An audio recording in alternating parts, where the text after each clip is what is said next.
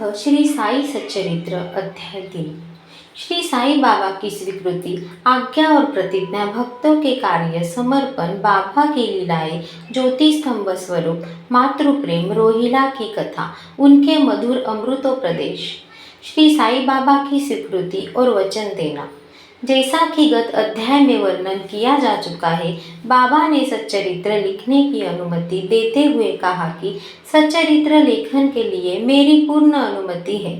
तुम अपना मन स्थिर कर मेरे वचनों में श्रद्धा रखो और निर्णय होकर कर्तव्य पालन करते रहो।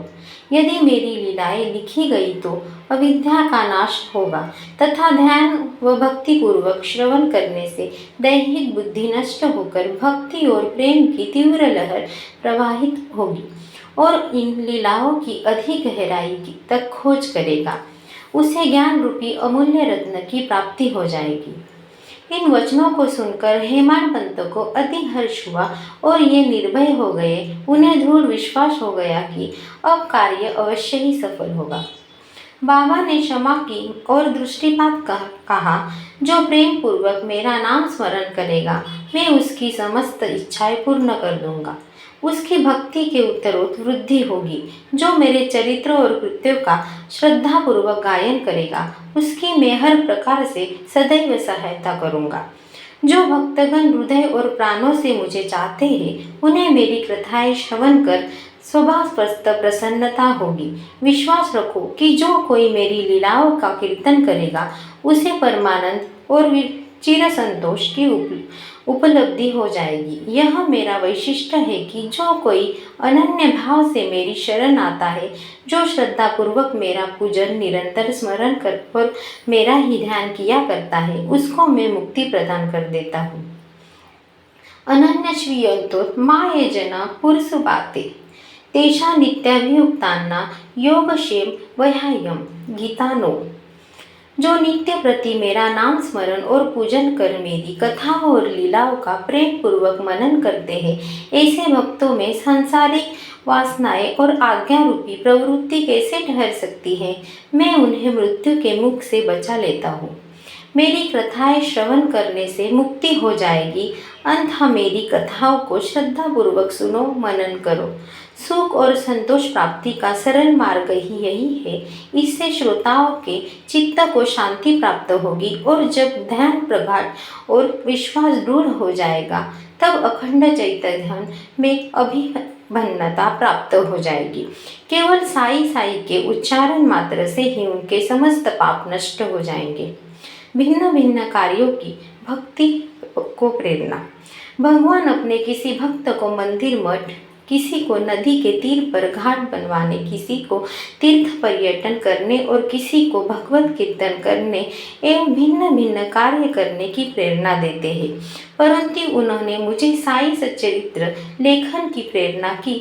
किसी भी विद्या का पूर्ण ज्ञान न होने के कारण मैं इस कार्य के लिए सर्वथा अयोग्य था। अंततः मुझे इस दुष्कर कार्य का दुस्साहस क्यों करना चाहिए। श्री साई महाराज की यथार्थ जीवनी का वर्णन करने की सामर्थ्य किसे है। उनकी कृपा मात्र से ही कार्य संपूर्ण होना संभव है। इसलिए जब मैंने लेखन प्रारंभ किया तो बाबा ने मेरा यह नष्ट कर दिया और उन्होंने स्वयं अपना चरित्र रचा।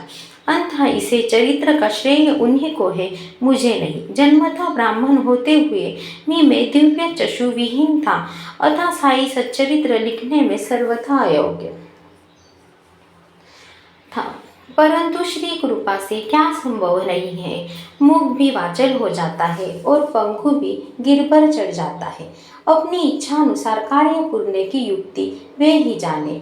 हारमोनियम और बांसी को यह आभास कहा कि ध्वनि कैसे प्रसारित हो रही है, इसका ज्ञान तो वादक को ही है। चंद्रकांत मणि की उत्पत्ति और ज्वार भरे का रहस्य आनी अथवा उद्धति वही शरण शकीलाओं के घटने बढ़ने में निहित है। बाबा का चरित्र ज्योतिषमय स्वरूप। समुद्र में अनेक स्थानों पर ज्योति स्तंभ इसलिए बनाते जाते हैं जिससे नाविक चट्टानों और दुर्घटनाओं से बचा जा सके और जहाज में कोई हानि न पहुंचे। इस भवसागर में श्री साई बाबा का चरित्र ठीक उपयुक्त भांति ही उपयोगी है। वह अमृत से भी अति मधुर और सांसारिक पद को सुगम बनाने वाला है। जब वह कानों के द्वारा हृदय में प्रवेश करता है तब देहिक बुद्धि नष्ट हो जाती है और हृदय में एकत्रित करने से समस्त कशुओं का अदृश्य हो जाती है। अहंकार का विनाश हो जाता है तथा बौद्धिक आवरण लुप्त होकर ज्ञान प्रकट हो जाता है। बाबा की विशुद्ध कीर्ति का वर्णन निष्ठापूर्वक श्रवण करने से भक्तों के पाप नष्ट होंगे तथा यह मोक्ष प्राप्ति का भी सरल साधन है।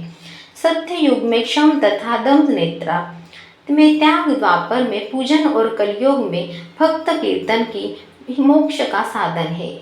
यह अंतिम साधन चारों वनों में के लोगों के साध्य भी है। अन्य साधन योग्य धारणा यदि आचरण करने में कठिन है, परंतु चरित्र तथा हरि कीर्तन का श्रवण अत्यंत ही सुलभ है।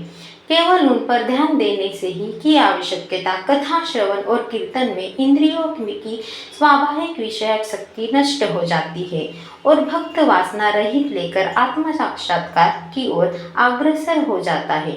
इसी फल को प्रदान करने के हेतु उन्होंने सच्चरित्र का निर्माण कराया। भक्तगण अब सफलतापूर्वक चरित्र का अवलोकन करें और साथ ही उनके मनोहर स्वरूप का ज्ञान करें। गुरु का भगवत भक्ति के अधिकार बने तथा निष्कार होकर आत्म साक्षात्कार को प्राप्त हो। साई सच्चरित्र का सफलतापूर्वक संपूर्ण होना यह साई महिमा ही समझे। हमें तो केवल एक निमित्त मात्र ही बनाया गया है। मातृ प्रेम। गाय का अपने बछड़े पर प्रेम सर्व विविध ही है। उसके स्तन सदैव दुग्ध से पूर्ण रहते हैं और जब भूखा बछड़ा स्तन और दौड़कर आता है, दुग्ध की धारा स्वतः प्रवाहित होने लगती है। उसी प्रकार माता भी अपने बच्चे की आवश्यकता का पहले से ही ध्यान रखती है और ठीक समय पर स्तनपान करती है। वह बालक का श्रृंगार उत्तम ढंग से करती है, परंतु बालक को इसका कोई भान नहीं होता। बालक के सुंदर श्रृंगार आदि को देखकर माता के हर्ष का पारावार नहीं रहता। माता का प्रेम विचित्र, असाधारण और निस्वार्थ है, जिसकी कोई उपमा नहीं है। ठीक इसी प्रकार सद्गुरु का प्रेम अपने शिष्य पर होता है। ऐसा ही प्रेम बाबा का मुझ पर था और उदाहरणार्थ वह निम्न प्रकार था। सन 1916 में मैंने नौकरी से अवकाश ग्रहण किया। जो पेंशन मुझे मिलती थी वह मेरे कुटुंब के निर्वाह के लिए अपर्याप्त थी। उसी वर्ष ही गुरु पूर्णिमा के दिवस मैं अन्य भक्तों के साथ शिरडी गया। वहाँ अन्ना चिंचनी करने स्वतः ही मेरे लिए बाबा से इस प्रकार प्रार्थना की, इनके ऊपर कृपा करो। जो पेंशन इन्हें मिलती है वह निर्वाह योग्य नहीं है। कुटुंब में वृद्धि हो रही है, कृपया और कोई नौकरी दिला दीजिए ताकि इनकी चिंता दूर और ये सुखपूर्वक रहे। बाबा ने उत्तर दिया, उन्हें नौकरी मिल जाएगी, परंतु अब इन्हें मेरी सेवा ही आनंद लेना चाहिए। इनकी इच्छाएं सदैव पूर्ण होगी। इन्हें अपना ध्यान मेरी ओर आकर्षित कर अधार्मिक तथा दुष्ट जनों की संगत से दूर रहना चाहिए। इन्हें सबसे दया और नम्रता का बर्ताव और अंतःकरण से मेरी उपासना करनी चाहिए। यदि से ये इस प्रकार आचरण कर सके तो नित्यानंद के अधिकार हो जाएंगे। रोहिला की कथा। यह कथा श्री साई बाबा के समस्त प्राणियों पर समान प्रेम की सूचक है। एक समय रोहिला जाति का एक मनुष्य शिरडी में आया। वह ऊंचा, पूरा, सुदृढ़ एवं सुगठित शरीर का था। बाबा के प्रेम से मुग्ध होकर वह शिरडी में रहने लगा। वह आठों प्रहर अपनी उच्च और कर्कश ध्वनि में कुरान शरीफ के कमले पढ़ता और अल्लाह अकबर के नारे लगाता था। शिरडी के अधिकांश लोग खेतों में दिन भर काम करने के पश्चात जब रात्रि में घर लौटते तो रोहिला की कर्कश पुकारें उनका स्वागत करती थी। इस कारण उन्हें रात्रि में विश्राम न मिलता था, जिससे वे अधिक कष्ट और असुविधा का अनुभव करने लगे। कई दिनों तक वो स्तब्ध रहे, परंतु जब कष्ट असहनीय हो गया तब उन्होंने बाबा के समीप जाकर रोहिला को मनाकर उस उत्पात को रोकने की प्रार्थना की। बाबा ने उन लोगों को इस प्रार्थना पर ध्यान दिया। इसके विपरीत गांव वालों को आड़े हाथों लेते हुए बोले कि वे अपने कार्य पर ध्यान दें। और रोहिला की ओर ध्यान दी। बाबा ने उनसे कहा कि रोहिला की पत्नी बुरे स्वभाव की है और वह रोहिला को तथा मुझे अधिक कष्ट पहुंचाती है, परंतु वह उसके कदमों के समक्ष उपस्थित होने का साहस करने में असमर्थ है और इसी कारण वह शांति और सुख में है। यथार्थ में रोहिला की कोई पत्नी न थी। बाबा का संकेत केवल कुविचारों की ओर था। अन्य विषयों की अपेक्षा बाबा प्रार्थना और इस आराधना को महत्व देते थे।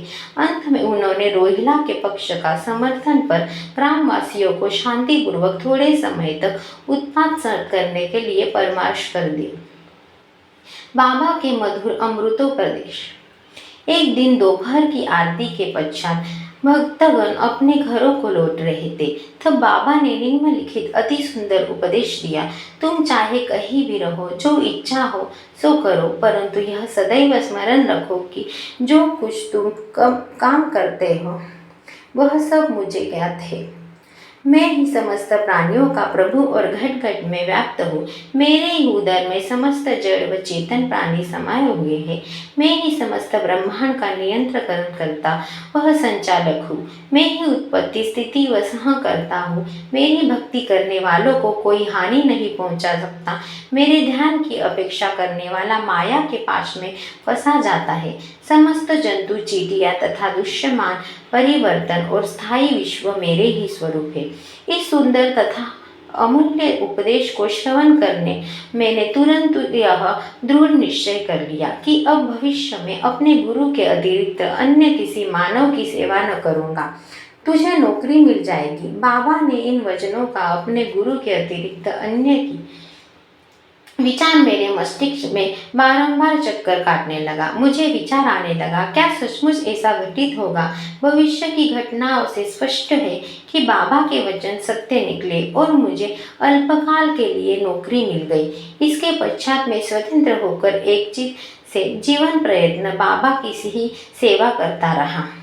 इस अध्याय को समाप्त करने से पूर्व मेरी पाठकों से विनम्र प्रार्थना है कि वे समस्त बाधाएं जैसी आलस्य, निद्रा, मन की संचलता व इंद्रिय आसक्ति दूर कर और एकचित होकर अपना ध्यान बाबा की लीलाओं की ओर दे। स्वाभाविक प्रेम निर्माण कर भक्ति रहस्य हो जाने तथा अन्य साधनाओं में व्यर्थ श्रीमती न हो। उन्हें केवल एक ही सुगम उपाय का पालन करना चाहिए और वह ही श्री साई लीलाओं का श्रवण। इससे उनका अज्ञान नष्ट होकर मोक्ष का द्वार खुल जाएगा। जिस प्रकार उनके स्थानों में भ्रमण करता हुआ भी लोभी पुरुष अपने गड़े हुए धन के लिए सतत चिंतित रहता है, उसी प्रकार श्री साई को अपने हृदय में धारणा करो। अगले अध्याय में श्री साई बाबा के शिरडी आगमन का वर्णन होगा। श्री सद्गुरु साईनाथार्पणमस्तु। शुभ भवतु।